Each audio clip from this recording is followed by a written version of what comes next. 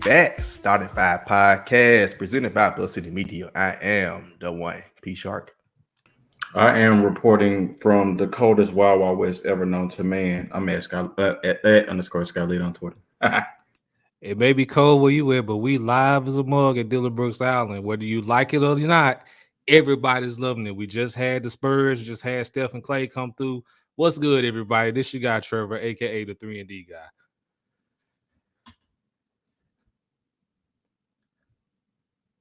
It's really cheating. I have no idea what that was about, but I guess any publicity is still good publicity at this point. Is that Tev, Shakira, Trev? I ain't gonna get you because you just said we, but hey, your guy had a good week, so I'm gonna let it bow. Hey, real Good quick, week. You mean a good month? Don't you see this name? How much to get on Dillon Brooks Island? Like, are you charging 20 at the door? Like, what that look like? They pay you to come. I thought he was off. That's what I'm saying. I thought he was off. He showed like that. He flew away on Southwest. Hey. Bags fly free. That's what I'm saying. Like, come on, man. He did his thing. That's why I'm backing up this episode. I ain't gonna say too much, but I thought we had a mutual understanding. That's all I'm saying. I think we had a mutual understanding that he's a headache, but he's our headache. So I don't claim him. That ain't my headache. Well, you should claim him after my headache. Y'all married. You should probably claim him after Saturday what he did to your boy Steph, but that's neither here or there. 3-6. Can we get that set up? I want a 3-6 set up. Oh, I'm sorry. Yeah, real quick, I was about to say, shit, I don't know how many gun references we can use with the Ja Morant stuff, so we might need to pause on it. I was like, bro, literally. We don't wrote it. Hey, man. We're past that. We get moving past forward. Ja Morant will be returning this week, but we ain't about to talk about them. We got to talk about the Grizzlies. They are a little bit on the road lately. They've won 4 of their last 5 games, but specifically, I want to target a specific player that has replaced Ja Morant in the starting lineup for the past 8 games in Tyus Jones. And just wanted to, I peeked, for about a month or two, we didn't hear much from Tyus Jones when he was coming out the bench. And just peeking his production, how he is versus started as he is coming out the bench. And looked up some stats. As a starter this season, he's averaged 17.6 points per game, 8 assists per game, 1.9 steals a game, and 33.5 minutes a game on 50% shooting and 43% shooting from 3. Off the bench, though, he's averaging 8 points a game, 3.9 assists a game, a little under what steal a game in 20 minutes a game on 40% shooting and 35% shooting from 3. And specifically in the last 8 games, he's averaging 16 points, 8.5 assists, 1.4 steals in 33.7 minutes, and 49% shooting and 39% from 3. So, question I have for y'all is, why is it such a, I understand minutes wise, of course, but what are some other differences y'all see as why Tyus Jones plays much better as a starter versus coming out the bench?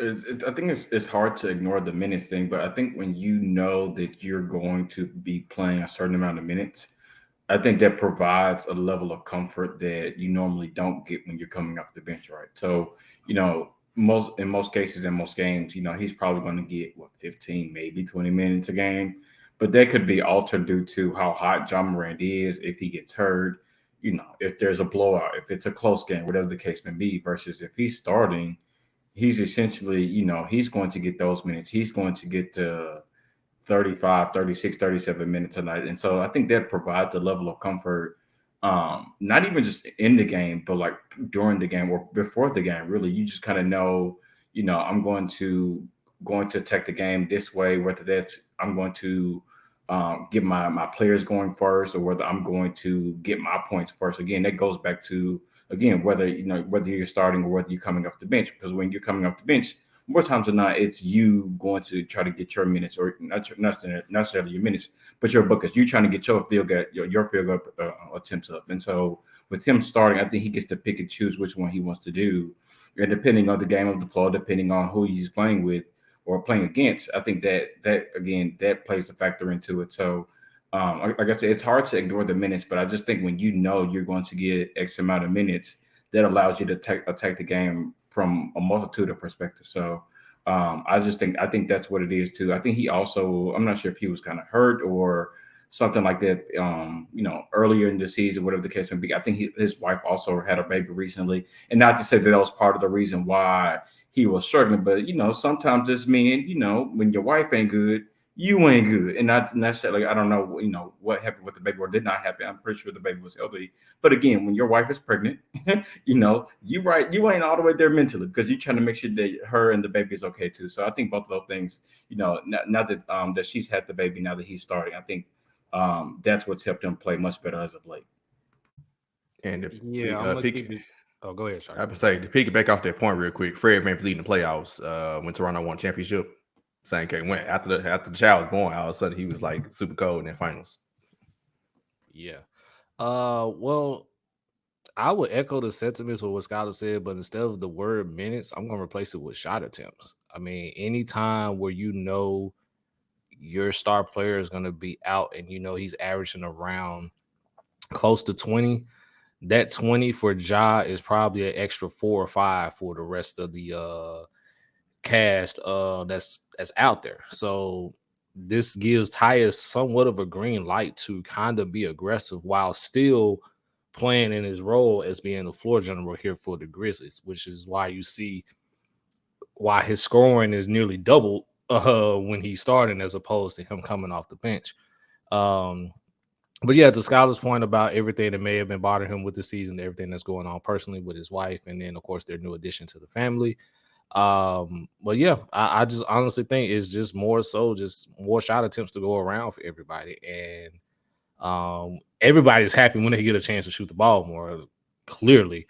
So yeah, I would just test Tyus' recent play with him being in the starting lineup, but just him being able, having the green light to not only still be the floor general we asked him to be when he's coming off the bench, but he has the capability to look for his shot as well without so much as a hold up or like a pause or anything like that. Yeah, I might get shot down by Grizzlies Twitter for my next set of comments. So Grizzlies Twitter is going to turn me off, please, and thank you. Tyus Jones is doing what needs to be done as a starter. And people are going to, again, not like me for this, but he's putting up his stock. And when the offseason comes around, I mean, we didn't do much. We got Luke 316 during the trade time. And I mean, who wouldn't like a player like Tyus Jones, who's had one of the better averages, not in terms of points per game, but just to Trevor's point, just being efficient as not only just a ball handler, but a facilitator as well. And we can probably get that closer that Tuca's been talking about for so long that we need because we don't have really too many other tradable pieces. But as of right now, what Tyus is doing what needs to be done for us to, first of all, be in contention to be a top 3 seed in the West, which is phenomenal and much needed because I don't think a lot of people gave us, the ability to do it, even though we had a lead over the Kings and over the Clippers. Still, I don't, we just kind of look like we're about to limp into the playoffs, and I don't think we're limping as much with Tyus and Dylan. But then I look at the end of the season, and once we get there, championship or not, how do we get better next season besides saying, oh, Ja can play so many games, Triple J is going to start the season. Okay, I get that, all that stuff. We got Luke starting, whatever. It don't matter. But if we can possibly trade Tyus and somebody else for a closer that Tuca discussed or someone else, and then start developing Kenny Chandler some more, because we talk about development all the time, Grizzlies Twitter. So, I mean, when are you going to start developing him? And getting this $14 million plus off the books and getting someone that can come in here and say, hey, listen, I'm about to score with Ja. I'm good. I got this at the last 2 minutes of the game. I got us. And I think that is the angle I want to take for Tyus Jones. I'm not discrediting what he's doing. I love it. I absolutely love it. But if it's one thing for me that everybody knows, trade him while the value is hot, because we didn't trade Dylan Brooks. All right, question. Answer. Okay, so I agree with you wholeheartedly with the whole incident with Kennedy Chandler. So until, I guess, let's just say it takes a minute on Kennedy Chandler, what are your backup point guard options for the Grizzlies? right now. So you're just gonna shift Desmond Bane over and just have him try to run the offense. I mean, Which isn't a bad idea. Yeah, I mean, he's proven it. Not even with Ja out, but even during the summer league, he was able to run the offense through him. And so, yeah, I mean, give him a chance. I mean, if it doesn't work, it doesn't work. But if it comes with getting a closer, then yeah, I'm going. Okay, yeah, I'm going. All right. I don't think you're probably with half of Grizz Twitter there. I wouldn't necessarily say all of Grizz Twitter. I think half of Grizz Twitter is kind of on your boat. So you don't have to. They don't have to shut you off. I appreciate it. I'll take the coin flip right there. All right. So Tyus Jones is an NBA starter for probably more than half of the NBA teams. Then definitely debatable. And I think that to your point, Sheedy, of trading him while he's hot, I think his hot season, questionably could have been last season, and he could have went to a team, per you say, that can help a championship team or whatever. But he decided to stay with us. He decided to stay with us, knowing that he's gonna be backing up for Ja, and when Ja go out, it's gonna be my show. And I think he's comfortable in doing that and filling that role that he can come in and do whatever is needed to win. Tyus Jones, like I said, is an NBA starter. He's putting up great numbers. But it's just a consistency matter that I have to say, going forward. And what I think that can help the Grizzlies is that when Ja Morant does come back, I like your question of who's coming after, because I would love to see Tyus and Ja Morant close the game out together. That's what you got the lineup of them two, Bane, Dillon, and Jaren Jackson at the 5. That can close some games out. If Taylor Jenkins can find a way to have those two at the end a lot more than they're not, I think that we can be a lot better going forward, because we see what Tyus is. Let him shine. But at the same time, when Ja comes back, it's kind of like taking a playbook out of the Cavaliers lineup when you got Donovan Mitchell and Darius Garland. Although this is their first year playing together, they're playing great together. They feed off each other. If you got a hot night, boom, I'm going to keep feeding you. If don't, we're going to get everybody else involved, and we're going to win this game. I think going forward, we need to see more Ja and Tyus lineups than we don't, because they're efficient together. So no endorsement for Luke Kennard, who's been shooting the skin off the ball. Yeah, no. You have him off the bench though. You know what I'm saying? And that's I get it, but I'm saying like the close of game. You saying the close of game? You talking about having Tyus and Ja out there with Bane, Dillon, and Jaren. Here's the thing, Trevor, because you got we go by the commandment of if somebody shows you who they are, you got to believe them. At the end of the game, it's not going to be find Luke Kennard. It's going to be Ja get to the paint. And I'm saying if we can kind of stop that. Let me ask you this. So if you're okay, so let me ask you this. If it's Ja get to the paint and everyone collapses, who do you feel more comfortable kicking it out to, Luke Kennard or Tyus Jones? I feel more comfortable with doing Luke Kennard, but at the same time, I would love for that play to be a thing. But I'm saying is I would rather Tyus set up Luke Kennard or Desmond Bane or somebody, rather than we know that Ja's going to get to the paint. Is he going to actually pass it out? It's yet to be determined, to be honest. That's the question that's posed for Taylor Jenkins and Ja. Like, to be honest with you, I would much rather have Desmond Bane and Luke Kennard spacing the floor. So if you collapse on Ja when he's getting to the paint, bam, you have two capable shooters there. And let's not discount Jaren, who may somehow be in the corner, who could knock down the corner 3 as well. So, but based I like your idea because Ja passed it, dribbling and passed out. Yeah, I like your idea because Ja and Tyus can play well together. I just don't like the idea of them two closing the game.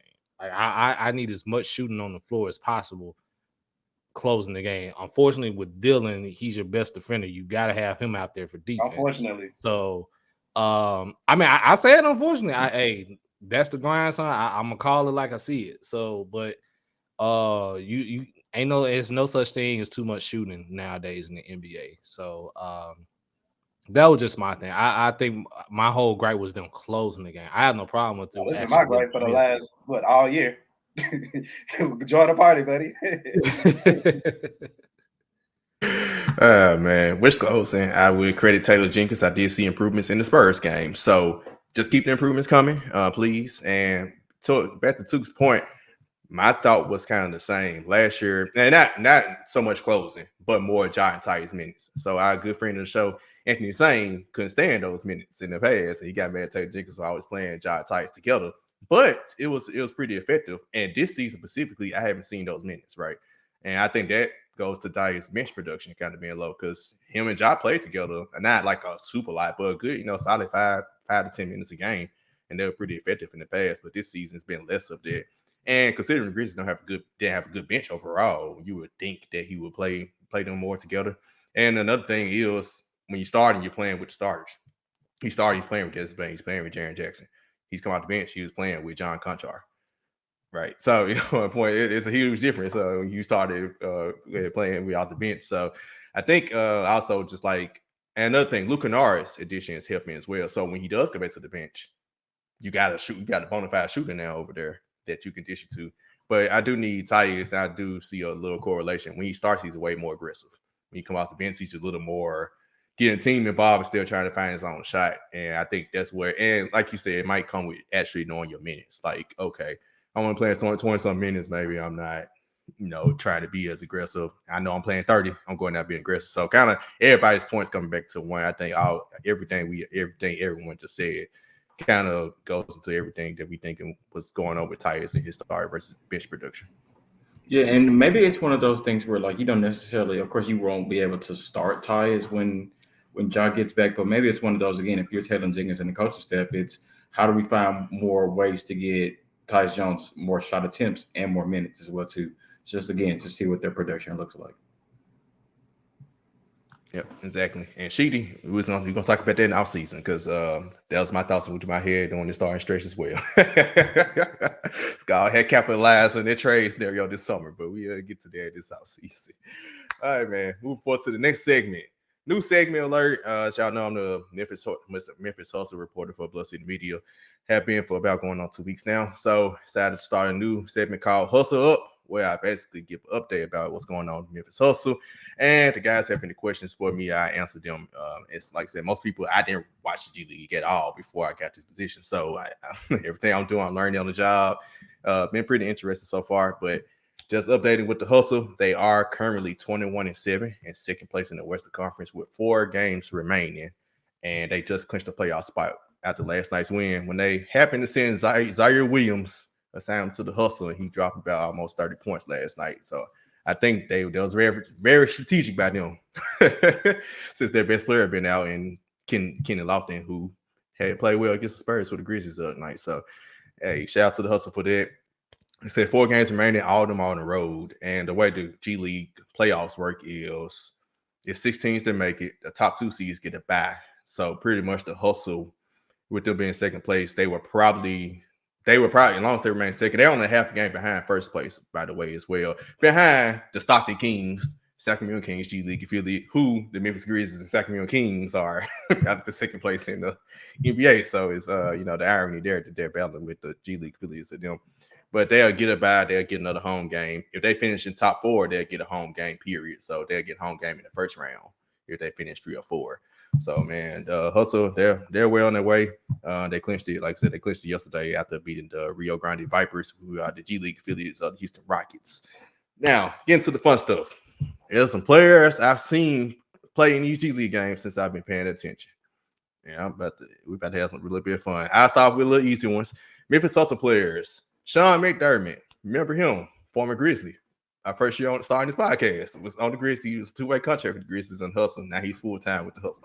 How time has passed, because Jesus Christ, how long? It seems so long ago. Man. Hey, keep him coming. I'm already intrigued. Let's go. Oh, it gets better than this.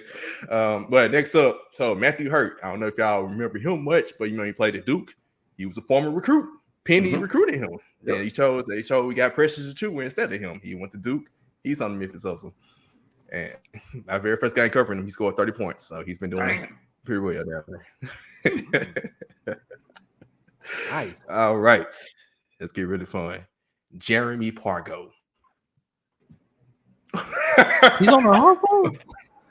No, he's not. Wait, how old is he? He's on the Hustle? He's in G League. He's in G League with the Has he got a polo? Played him. No, he's playing.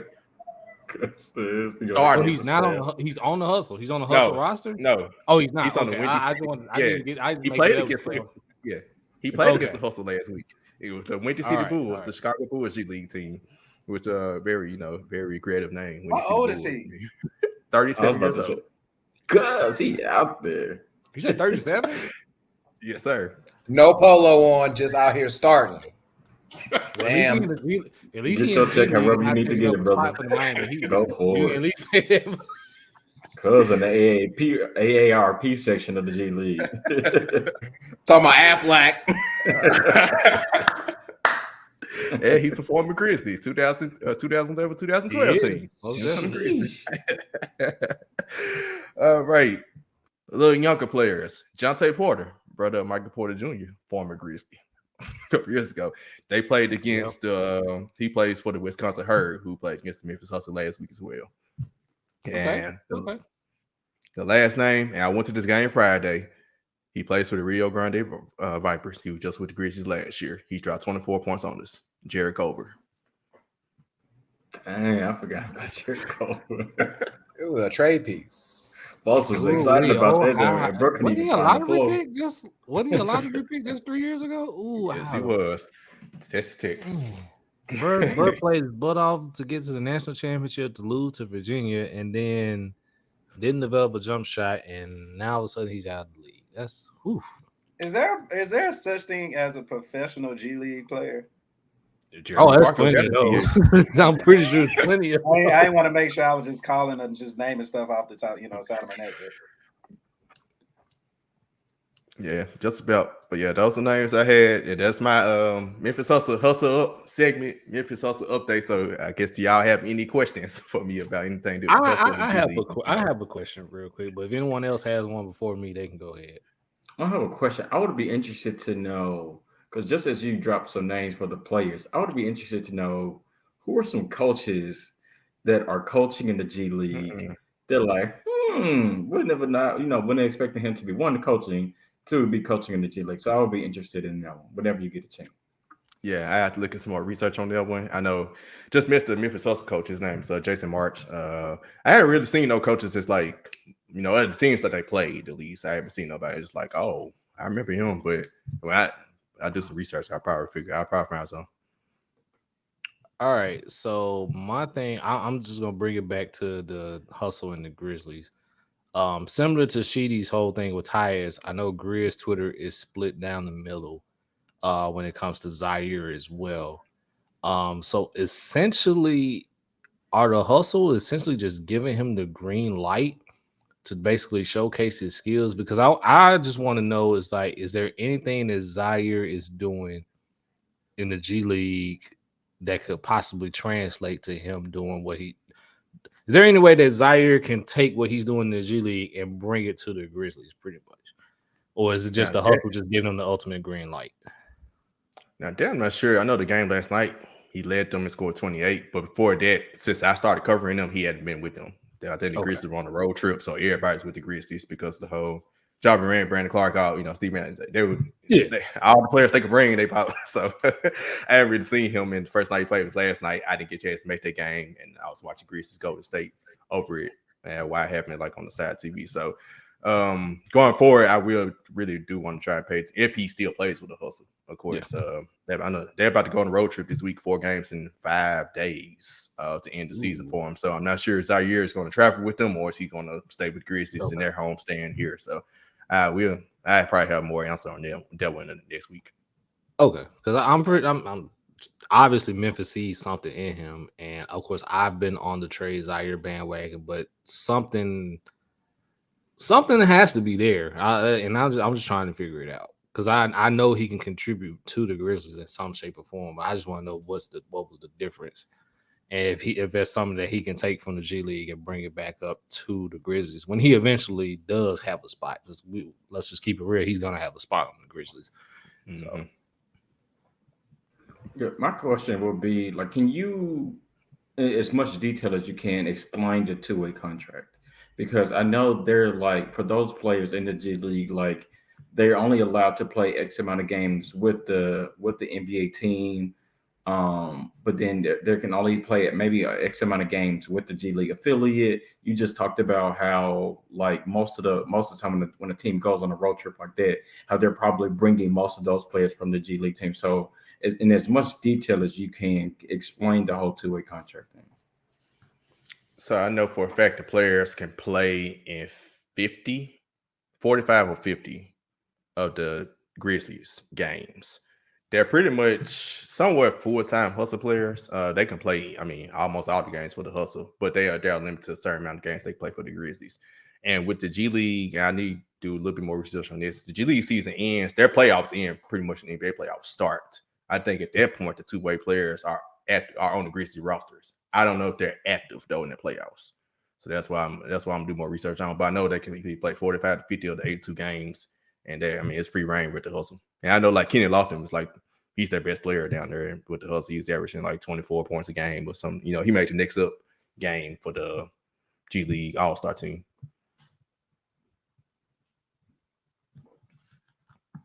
I was going to say something to Trevor's point, and to add on to what he's saying about Zaire. And to me, I think Zaire, like, first of all, I think the G League is like a JV to a varsity, right, so to speak.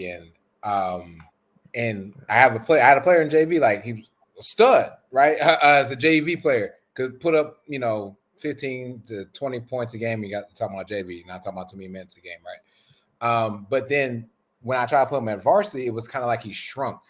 And what it was is that he's not used to playing with that talent, even though like Zaire should be kind of used to playing with this talent, but I don't think he's used to this new job, so to speak, and how Desmond Bane is playing. And I think if he can find himself within the offense that Taylor Jenkins has drawn up, we should see him more often than not. This man did just start about 20 plus games for us last season, and is with us whether we need a Memphis Hustle win or Grizzlies win.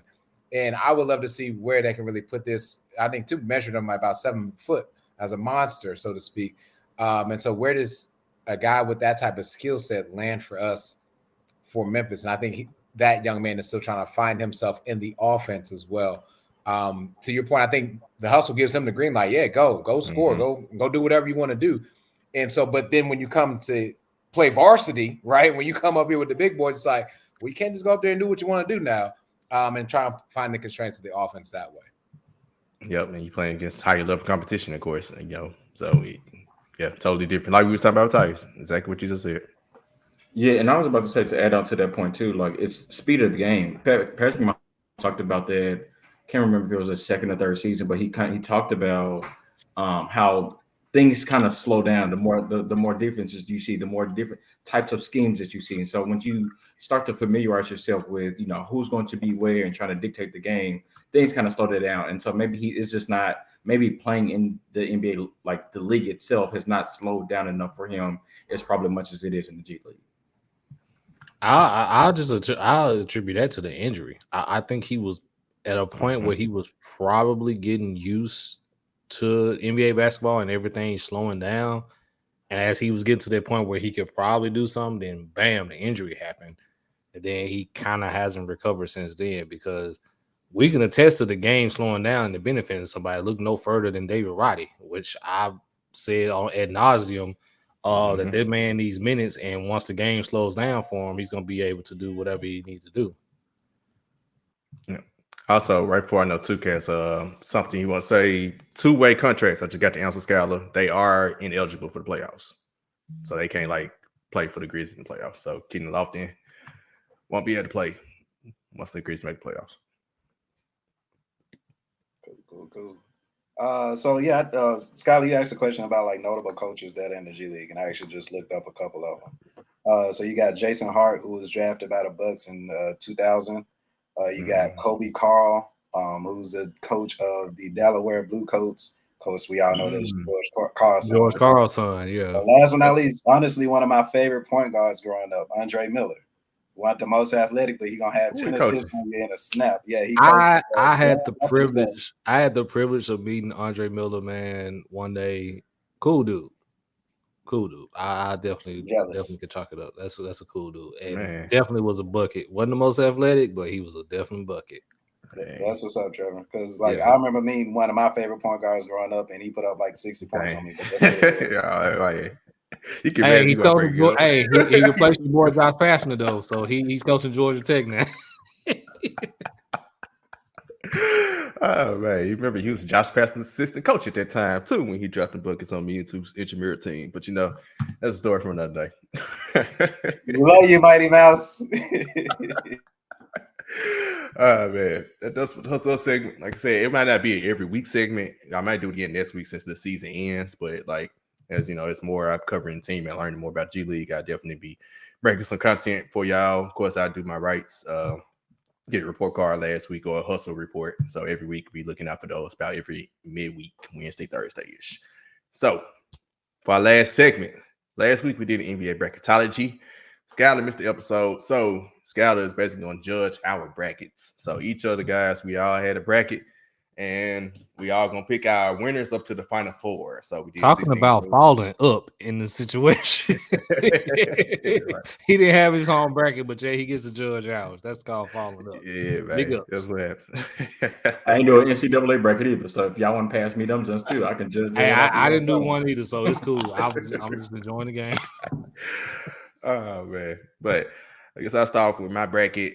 Of course, I think all of us had the Milwaukee Bucks as the number one overall seed. Had Philly, so Milwaukee, Philly, Boston, and Denver all one seeds. They had each their own side of brackets. On Milwaukee side, Milwaukee played against New Orleans, the number 4 seed on their side, and Phoenix Suns were the 2 seed and played against the 3 seed LA Clippers. I had Milwaukee beating New Orleans and Phoenix beating LA Clippers. Milwaukee and Phoenix. Tough matchup in the quarterfinals, basically. I rode Milwaukee. Reason why I need to see Phoenix. I think chemistry matters and players need to play together. And Kevin Durant, Devin Booker, they're a seamless fit, but you still need some more time to play together before I pick you to beat a team that's been well established for like the last 3 or 4 years in Milwaukee.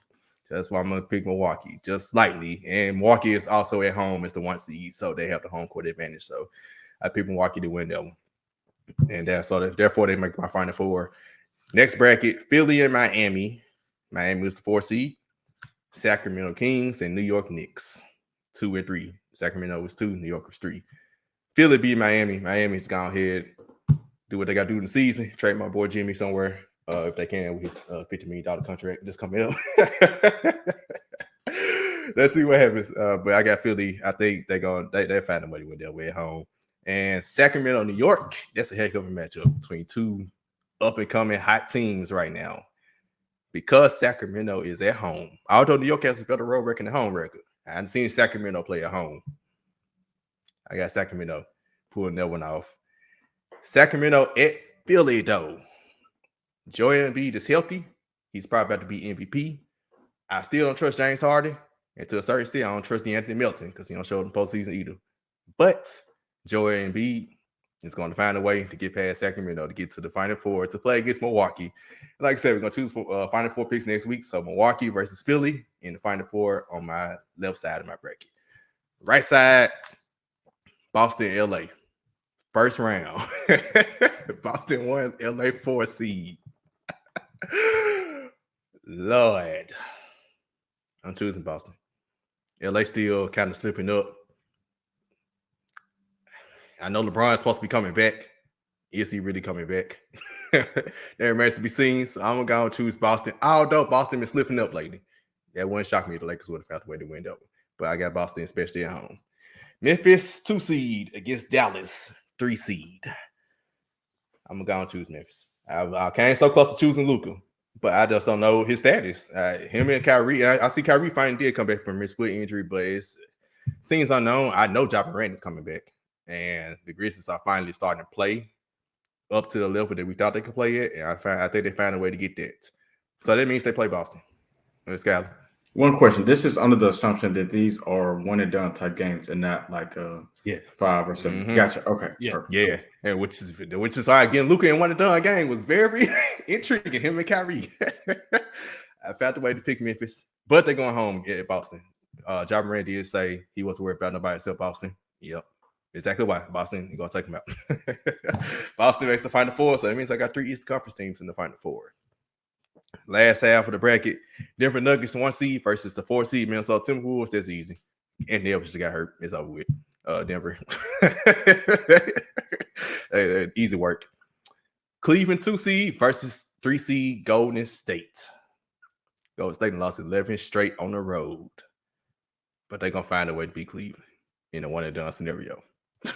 So give you Golden State, but that's when it runs out for them. Their road rolls. They're not winning 2 games on the road, although they present a good matchup for Denver. Jokic got a lot of pressure on him. He gonna figure it out. He got Jamal Murray and Michael Porter Jr. back with him this year. So I got Denver making the Final Four. Therefore, all my number 1 seeds make the Final Four. So Skyler, what's your opinion on my bracket? Not too much on your bracket. I think listening to it and not actually just like kind of looking at it on paper, it sounds about right. I think what I would be, I don't know. This is kind of like I'm just thinking out loud, but maybe the NBA should potentially like look at something like this, but not necessarily under a one and done scenario, but maybe best of 3 games. So I think part of my issue with the NBA playoffs is I just feel like it's a little long. Especially like I just feel like some of these series in the first round, I just feel like maybe the first round series should be like best of 3, maybe best of 5, not necessarily best of 7. It used to be 5. Yeah. I about to say it used to be It best used of to be that 5. way. Mm-hmm. And I think Get them out the way. Yep, I think the NBA should at least think about that. And I know they probably won't because at the end of the day, they care about the bottom dollar and they care about as much money as they can get. So I get it. But nothing really sticks out to me, Chuck. I think it was a really good one. That Milwaukee and Phoenix matchup would intrigue me, but I think you picked Milwaukee for almost the exact reason that I would pick Milwaukee. I think Milwaukee has played good without Giannis over the past few weeks and few months.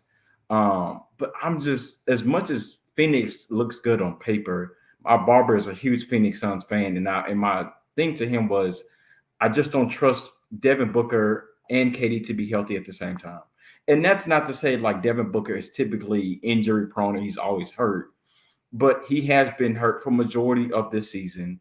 And I just kind of just realized that, not necessarily realized, but I've just kind of noticed that like when a player is out in and out of the lineup or in and out of the season, they typically don't make it to the end of the season in terms of being healthy on the roster. So that's my thing with Phoenix is I just don't trust Devin Booker and KD to be healthy throughout the rest of the playoffs. So that's my only thing. I think everything else sounds about right. I will give you that. That Cleveland and Golden State one worries me because Lord Jesus, Golden State is a totally different. They are a totally different team, home and on the road. So that's it. It sounded good to me. All right.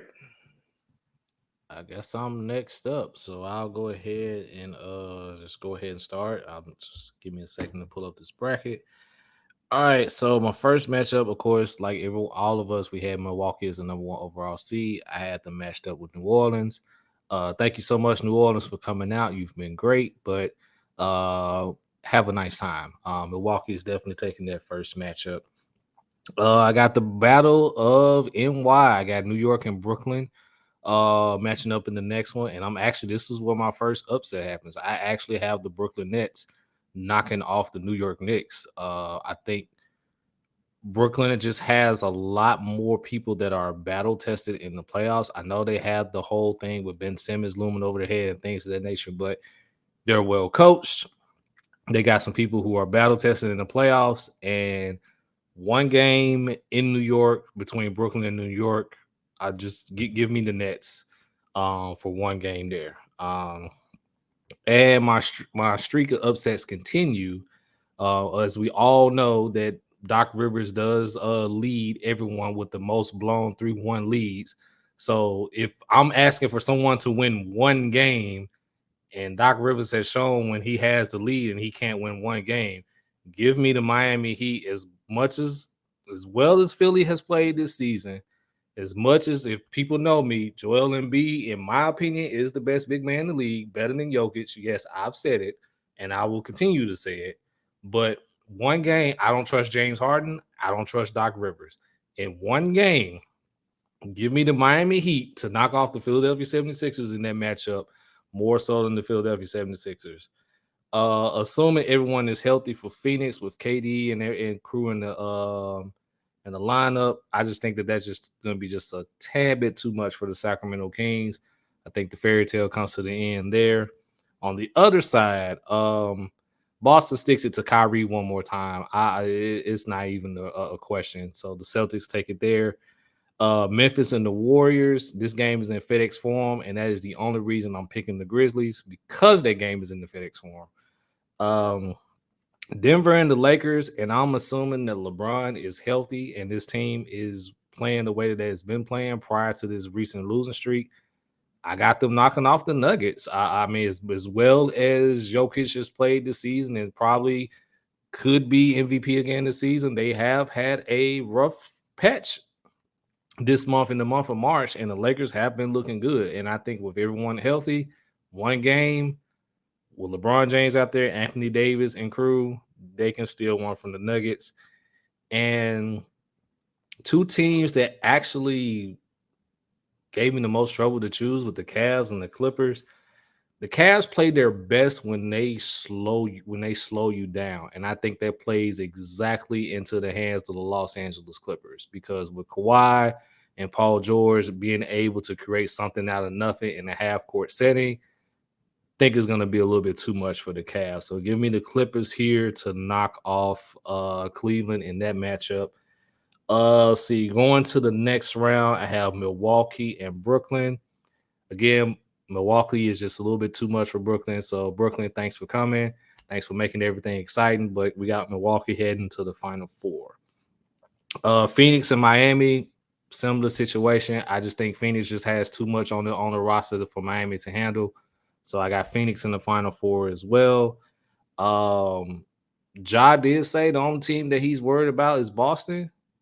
I'm going with an upset here. I think Memphis knocks off Boston in Boston, because that last game in the Garden had everything gone. If I have a few possessions gone the Grizzlies' way, we could be talking about Memphis breaking that long little stride that they had at that point in time. So, and they did a good job of shutting down Jason Tatum and things of that nature. So give me Memphis to knock off the Celtics here. And then in the Battle of LA, while the Lakers do look better, I feel that the Clippers eventually gets the over here for the Lakers. Russell Westbrook gets his revenge against the Lakers and sticks it to him there.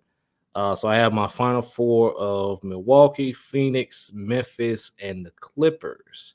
And then my quote-unquote national championship would actually be the Milwaukee Bucks. You supposed to do that next week. Coming next week. Well, you know, one of the teams. I'll put it like this. You might change your mind. Information. I might change my mind, but yeah. Well, we know 4 of the teams. We just don't know who you. Who you said half of them. Right? I mean, we know 4. Oh man. Okay. So the two biggest call outs for me, there were a couple, but I think the two biggest ones for me was, I think you had Brooklyn upsetting the Knicks. And I would push back on your point about, I think I would agree with you and say that Brooklyn is probably more battle tested. But where I see an improvement with the Knicks is, one, the addition of Jalen Brunson, 2, the improvement play of Emmanuel Quickly. I think that would be enough, in my opinion, to push the Knicks over the Brooklyn Nets. And I think with those two, it allows space and room for Julius Randle to essentially play one of the better seasons that he's had this season so far. So I would probably disagree with you on that one. And then again, just it's hard to ignore that this is a one and done scenario. But I think at one point you had the Clippers over the Lakers. And where I would say that's important, the one and done scenario is important, is because, again, hypothetically speaking, if I have a full healthy Lakers roster, currently speaking, with full healthy Clippers roster, I think the Lakers are better because they are probably, from what I've seen lately, the Lakers are just about, and maybe even better defensively than the Clippers are. That's what I've seen lately. I've seen too many scenarios in games lately where the Clippers cannot defend at all, and I'm not even sure like what's the reasoning behind it. But I would probably choose the Lakers in that particular game over the Clippers because of defense. I'm with you there, because I mean, this was tough for me. It was a toss up, and I just looked at it from a standpoint with that Clippers-Lakers matchup, who's going to make more baskets towards the end of the game? And I honestly leaned a little bit more towards the Clippers in that category because, to your point about the Lakers and them defensively, I agree 100%. They're much more better than the Clippers have looked as of late. I definitely give you that. But I just looked at it as who's going to make that last timely shot to put their team over the hump. And to be honest with you, I trust the Clippers just a little bit more in that scenario than I do the Lakers. That's fair. All right, cool. If everyone wants to go to the group me to find the bracket that Cap has made for us and for me, God bless him for that one. Starting with Milwaukee, we'll call this the Midwest region. Milwaukee playing Minnesota. I should need to continue that one. We know who's going to win there. Clippers and Dallas. That one was a little tough, but I said Clippers. And I'm going to just stay right there, so we're going to finish this one out. So Milwaukee Clippers, we're still at Pfizer for that one. I got Milwaukee winning that one. I just, to the point we just talked about defense, who's stopping Giannis from the Clippers in a one-game scenario? Again, this is a one game. I'll drop down the bracket. We'll go to Philadelphia. I call this the East bracket. You got Philly versus the Lakers. Sign me up for LeBron, AD, to win that game, actually. In a one-game scenario, they're better defensively. This is postseason. I don't remember Arizona State doing well with James Harden. I don't remember Joel Embiid winning anything with Cancun Maroon, wherever he's from, college. So, actually, it was Kansas. I'm just playing. Yeah, I thought it was. Yeah, he did. He did. I'm just playing. But did they just get excused from there? Yeah, they were dismissed from the tournament. They were? Okay. They were. What a correlation there. They won more. That's I say they won more. That's championships than Ohio State. Oh, plenty. Ooh, plenty. Okay. Never All right, hurts keep me. all right, Never let's hurts keep it moving. Never hurts me. I thought he was also. I got the Lakers winning that one, and then Cleveland, Memphis. I'm actually gonna go with the Cavs on that game. I think the Cavs beat Memphis in a one-game scenario. Is it Dylan Brooks shooting them out at the gym? Who knows? But I'm definitely don't see him punching anyone in the nuts for that game. And so moving on, Lakers, LeBron is returning to Cleveland, right? In that game. And so I got Lakers winning that game because he's going back to Cleveland. And so, yes, that's a lot of upsets on that region. That's my East region. Let's move over to the top of the bracket where Boston is number one. We got them at the far East. Boston playing New Orleans. My God, I don't even know if New Orleans is still playing basketball anymore. They might need to sign up for the Saints. So I got Boston winning that game. Phoenix and New York. It's at Phoenix. The thing is matchups. And in this matchup, KD and Devin Booker will outshine Julius Randle and Jalen Brunson. And in that one, I have Phoenix winning. But I swear to God, if New York had some type of big man, DeAndre Ayton is trash to me. But I'll continue. So I got Boston and Phoenix lined up in the Far East region that come out the Far East, man. I'm not talking China. I'm talking KD coming out of there. And so Phoenix wins that one. And then we go to the bottom. Denver, Golden State, Sacramento, and Brooklyn. Golden State wins that game against Denver.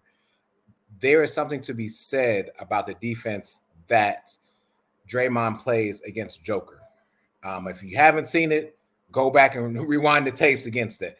That is the telltale sign right there. Whether he wins the MVP or not, Draymond's got his number defensively in the playoffs. And so time me up for Golden State, Sacramento, and Brooklyn. Y'all know where I've been at.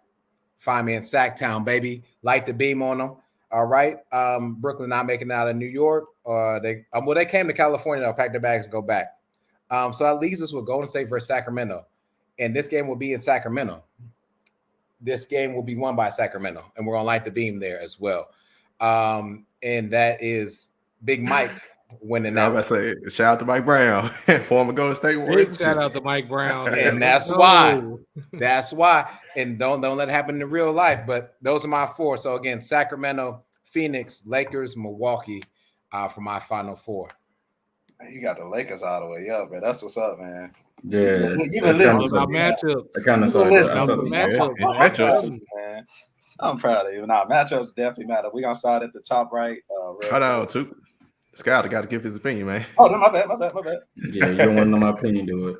Most you want to hear you was absent. Why we caring about this dude who was absent? Jeez, that's tough. Well, we got to retake the test. So say to him, watch him take the test. We was good. It's okay. It's okay. Karma ain't nobody nice, too. Karma ain't nobody nice.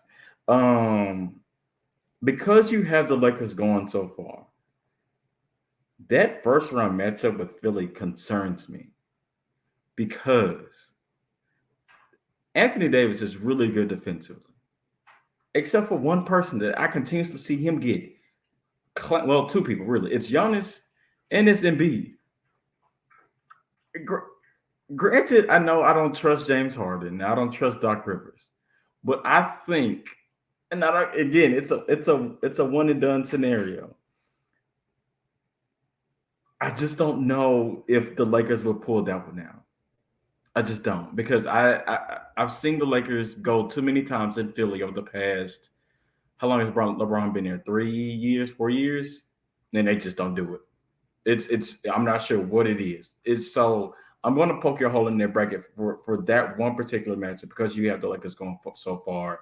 I just don't know if I trust the Lakers to beat Philly on the road against Embiid. That's my only hole that I poke in. Just one more Laker fan. I'm gonna get back on the train of Lakerdom, just like we got Savage too. Yeah, we're gonna have to get them back on. I talked to Savage yesterday. The Lakers lost the other night. He like, yeah. No, sir. Yeah, those ugly. That hurt. But that's because they had no business, sitting AD against the Rockets. Like, come on now, bro. Hey, and then the Mavericks fighting for a playoff spot. Like, don't why are you trust AD against the Rockets? Don't trust Darvin Ham. There you go. Come on, too. That was ugly, man. That hurt, man. I'm gonna get y'all back on the Lakers bandwagon. I don't know what Brian did to y'all, but he did something. We're gonna figure that out. So we're gonna start up at the top right. Boston, Minnesota. Of course, Boston got a roll there. Then we got Phoenix and New York for everything you just said about Phoenix and New York City. Even though I think we talk about the Phoenix Suns when Kevin Durant was playing, you saw a lot of, bro, I just want to win a basketball game. And that's gonna be the method of my bracketology. But like they were playing great. They went undefeated, even though it was like 3-4 games. Still, 8 I remember one game had like 6 points for like 14 rebounds, something like that. So he's trash. But if you add Kevin Durant and add that mentality, hey, we gonna win. Watch out for the Suns. So speaking of that, to finish that out, Boston and Phoenix. For everything I just said, I got Phoenix. I do have Phoenix. So, yes. Even though, and I hope that's a potential NBA Finals matchup. So, take your notes if you want to. So, yes, that's one side, like top right, bottom right. We got Denver, Miami. Sorry, Sheedy got to go with Denver. Got to put the polo on a little bit sooner than you probably like, but, it is what it is. Got Sacramento and the Clippers. The Clippers defense, like y'all been saying, it won't be able to match up with Sacramento. And I think, honestly, in real life, any team that's not named the Lakers, Sacramento could be in the real playoffs for real. So we're going against the Clippers. We're talking about the Clippers. Sacramento at home. I'm going Sacramento. So we got Denver and Sacramento. Denver's at home.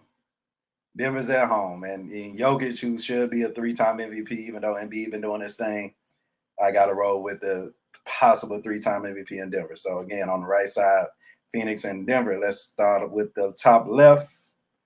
Let's see. We got Milwaukee and Chicago. Shouldn't be even talk about that. Milwaukee, Cleveland and LA.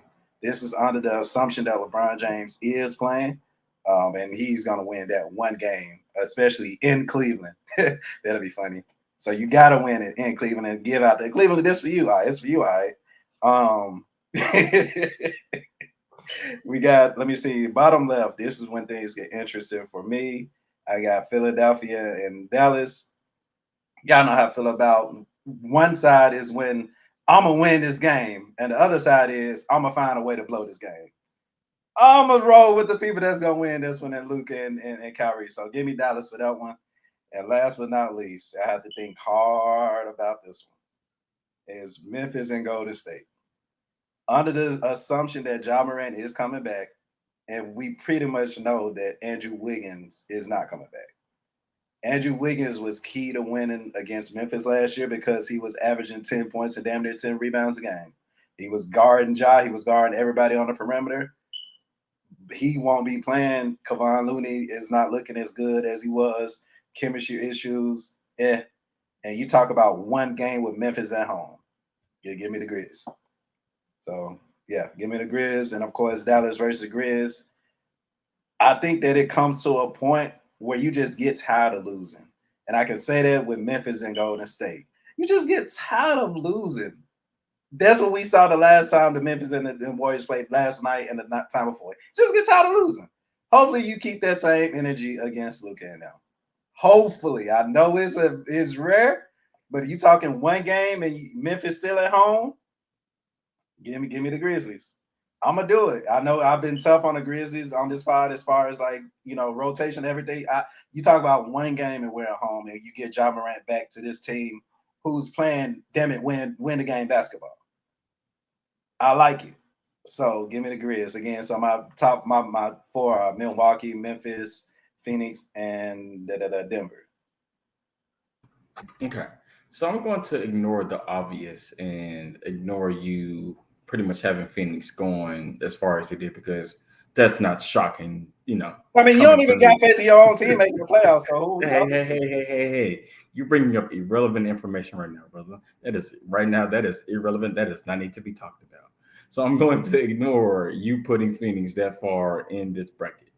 My first question is to you, Took. Second question is to everybody, because I kind of noticed I noticed this about everybody's bracket. So question to you, Took. Well, I think one thing to look out for is as much love as we're giving Sacramento. One thing that I have also noticed about Sacramento is not that good defensively either. So where I think what makes them good is they can make shots, and they can make shots in volume. But again, what I've also noticed about Sacramento is, well, again, one, they're still young and they're still yet to be proven, but they don't play defense as well as you would probably like them to, for us to be showing them a little bit more love throughout these brackets than I think that we should. So there's that. My question to all of y'all, and I guess I can start with Took, it's what's the reason y'all don't trust Denver? A lot of y'all didn't have Denver making it that far. Most of y'all, I believe, had Denver losing first round. So is it you don't trust Denver because? I got Denver on my phone. Okay. Yeah, I got Denver that's for Sheedy and Trevor. Excuse me. Yeah, I got Denver on my phone. Yeah. Sheedy and Trevor. We took it. Gotcha. Denver in the Final Four. Gotcha. Okay, my bad. But is it? And I guess maybe I can still answer this. But like, what's the reason y'all don't probably still you don't have that much trust in Denver? Is it because of what you've seen in past years with Denver in the postseason, or is it strictly just because it's a matchup thing? It's a one-game scenario, and you just don't know if you'll have the help of the rest of the team and Jokic, or because, again, I think in one of y'all's bracket you had Jokic going against Golden State, and you didn't trust. There you go. There was you, Sheedy. You didn't trust Jokic to against Draymond. Gotcha. So what's the reason y'all? So it sounded like it was on the two of y'all. It sounded like majority of y'all. But what's the reason? I guess Trevor and Sheedy, you don't trust Denver. Well, it's a combination of both. It's what they've shown previously in postseasons, and I had them matching up with the Lakers, and I watched the San Antonio Spurs just eat on the inside. Like it was Thanksgiving on the inside for the San Antonio Spurs, a team that is clearly tanking, who's been one of the worst offensive teams in the league. And I've watched Denver just give up basket after basket after basket after basket on the inside.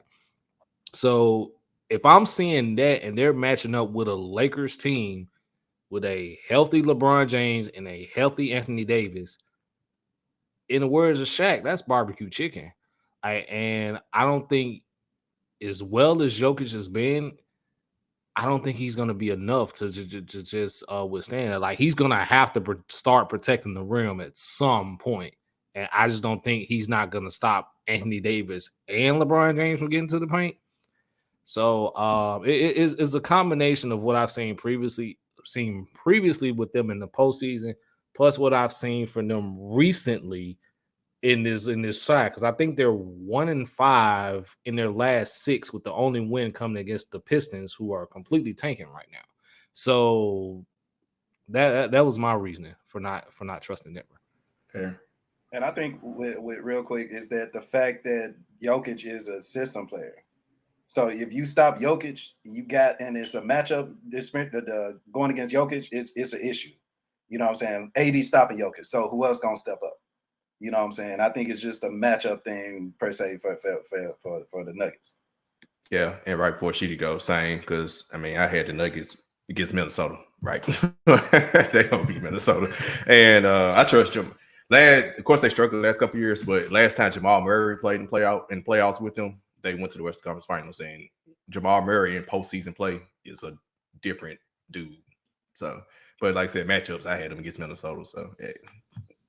That is true, but that was the bubble. Right. Let's hope that's still the case. We know the bubble was an alternate universe. But the year before that, he outplayed Damian Lillard in the second round. CJ McCollum. That's true. That's true. I give him that, but who won that series? The Portland Trailblazers. That was because of CJ McCollum. So that's just, I agree. For me, it was definitely about matchups. Playing against Golden State again, I watched that series last year, and I could just see how frustrated Joker was with Draymond defending him. I mean, not 94 feet, but pretty much after he crossed half court, Draymond is guarding him. And I trust the 4 Warriors against the 4 Nuggets the entire rest of the game, because if Draymond can take the MVP out the game, then I completely think that Denver loses that game.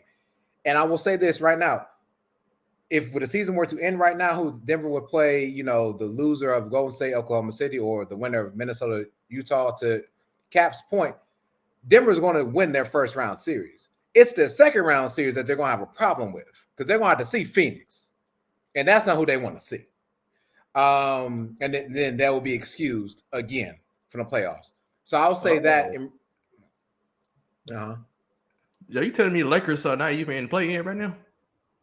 That is true. They're 11th. They're 11th right now after this losing streak. Which is not the play-in. Oh, that's true. Interesting. Mm-hmm. Man, they're half game back. They'll be back tomorrow. Come on, stop. I know, man. I'm playing. I know. So that was the Nuggets part. The part about the Kings is, I agree about them. What they have offensively, firepower is one of the best in the league. I feel like they're maybe top 2 or 3 offensively in the league at this point right now. What made the Warriors great was the defense that Mike Brown facilitated in the postseason for them. And that is why I'm so high on the Kings, because you're right. You haven't seen a lot of defense from them at all. For some other odd reason, Davion Mitchell is not getting the time he needs to get to shut somebody down. And I really believe in him as an on-ball guard to play better defense when necessary. But when you got Malik Monk, De'Aaron Fox, Huter, Sabonis, Harrison Barnes, that lineup, that's their 5 realistically that they play and close with. And it's a lot of offense. And to your point, not too much defense, but I feel like Mike Brown will figure a way to get this under control for whether it's a 1 game or for the series themselves when it comes time to actual playoffs. So that's my response in regards to Denver, in regards to why we need to see, ladies and gentlemen, light the beam for Sacramento. Okay. Okay. I think you hit the nail on the head, and I think you said almost the exact thing, which this is no knock against Jokic, but I think he's a system player. And when you talk about, or if you listen to people talk about like how do you defend Jokic, it's never just really talking about like trying to minimize his points. He's going to get his points. It's the assist that you have to worry about. So to your point, to like, I think you're going to say, if you don't have the likes of a Draymond Green or Anthony Davis, you say, okay, cool, bet, check. Jokic is going to get his. Can I stop Murray, or can I limit Murray, or can I limit the assist that Jokic is getting? Because when he gets 10, 11, 12 assists a game or in that game, statistically proven he's winning. So I think you gotta find a way to minimize that. So I think all your breakers were really, really good. Appreciate it. And that does it, man. All right, great. Next week we'll choose our final 4 picks. It was a really fun game to play, especially going on with March Madness. So yep. Hey, ain't bad for somebody that skipped class, Duke.